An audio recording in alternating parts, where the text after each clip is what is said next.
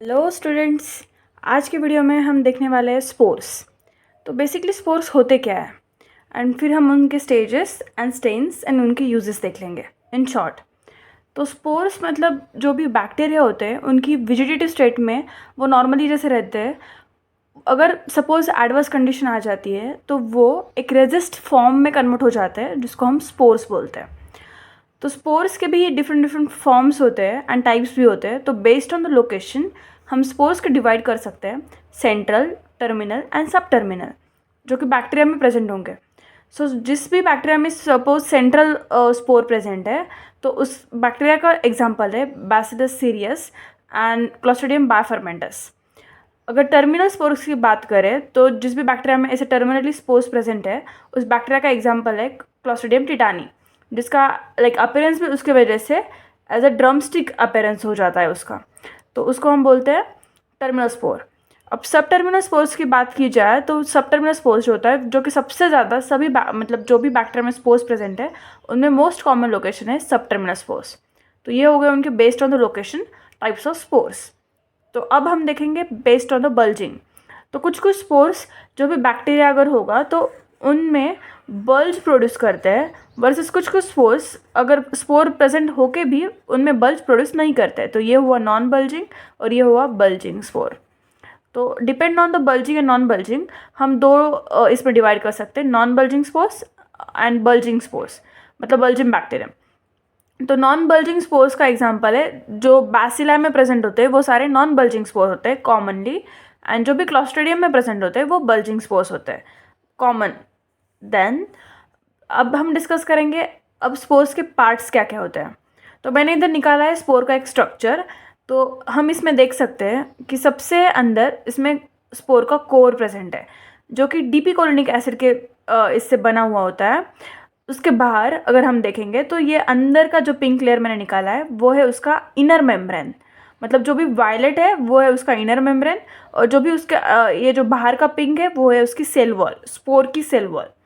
अब ये जो बाहर का पिंक लेयर है और जो अंदर का पिंक लेयर है जो कि सेल वॉल है, मतलब सेल वॉल और आउटर मेम्ब्रेन, इन दोनों के बीच में होता है कॉर्टेक्स, स्पोर का कॉर्टेक्स, और सबसे बाहर होता है आउटर मेम्ब्रेन। तो उसके मतलब अंदर से अगर बाहर की तरफ हम देखा जाए तो इनर टू आउटर, सबसे अंदर होता है कोर, उसके बाद होता है कॉर्टेक्स जो कि ये है, फिर उसके बाहर होता है कोट एंड सबसे बाहर होता है एक्सोस्पोरियम। तो अंदर से बाहर तक हमने सारे लेयर देख लिया। तो सेंट्रली कोर प्रेजेंट होता है तो हमने देख लिया है, मैंने वही इधर मेंशन किया है कि डिपोकोलिनिक एसिड से बना हुआ होता है। उसका यूज़ होता है कि ये हीट रेजिस्टेंट बनता है। तो हीट रेजिस्टेंट अगर स्पोर है तो उसका रीज़न है कि उसका कोर डिपोकोलिनिक एसिड से बना हुआ होता है।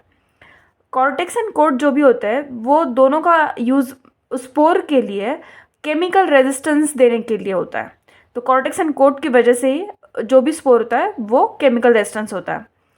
तो अब हम देखेंगे कि स्टेजेस। अब किसी भी स्पोर फॉर्मेशन अगर है, मतलब कोई भी एडवर्स कंडीशन जब बैक्टीरिया को झेलनी पड़ती है तब डायरेक्टली बैक्टीरिया स्पोर में कन्वर्ट नहीं हो जाता है, वो धीरे धीरे उसमें कन्वर्ट होगा, तो उसमें स्टेजेस होंगी।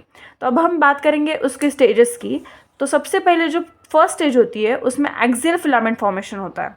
तो सबसे पहले मतलब इन सेंटर एक फिलामेंट फॉर्मेशन होगा, देन डिवाइड हो वो बैक्टीरिया डिवाइड हो जाएगा इनटू स्पोर्स, फिर एंगल स्पोर की स्टेज आएगी, एंड जो भी fourth, fifth and six stage है उसमें वो स्पोर मैच्योर हो जाएगा।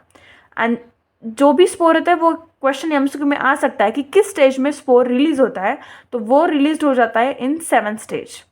तो अब हम देखेंगे कि उसके लिए स्पोर के लिए स्टेनिंग क्या क्या यूज़ कर सकते हैं। तो स्पोर के लिए हम स्टेन्स यूज़ कर सकते हैं जेडन स्टेनिंग, जो कि हम नॉर्मली ट्यूबरकुलर बैसिला के लिए भी यूज़ कर सकते हैं। उसमें जो भी H2SO4 का कॉन्सेंट्रेशन है वो इधर हम बहुत ज़्यादा कम रखते हैं, लाइक 0.25% सिर्फ हम स्पोर को स्टेन करने के लिए यूज़ करते हैं। बाकी अदर स्टेन्स में Moeller stain and modified Ashby stain हम इस स्पोर को स्टेन करने के लिए यूज़ कर सकते हैं। तो हमने अभी तक देख लिया कि उसके टाइप्स क्या क्या है स्पोर्स के, फिर उसके बाद पार्ट्स क्या क्या है, उसका स्ट्रक्चर देख लिया है, उसका स्ट्रक्चर के पार्ट के यूजेस देख लिया कि हीट रेजिस्टेंस किसके वजह से होता है एंड केमिकल रेजिस्टेंस किसके वजह से होता है। उसके फॉर्मेशन के स्टेजेस देख लिए जो कि टोटल 7 स्टेजेस होते हैं। स्टेन्स भी देख लिए, अब सिर्फ उसका ये देखना है कि यूज़ क्या होता है।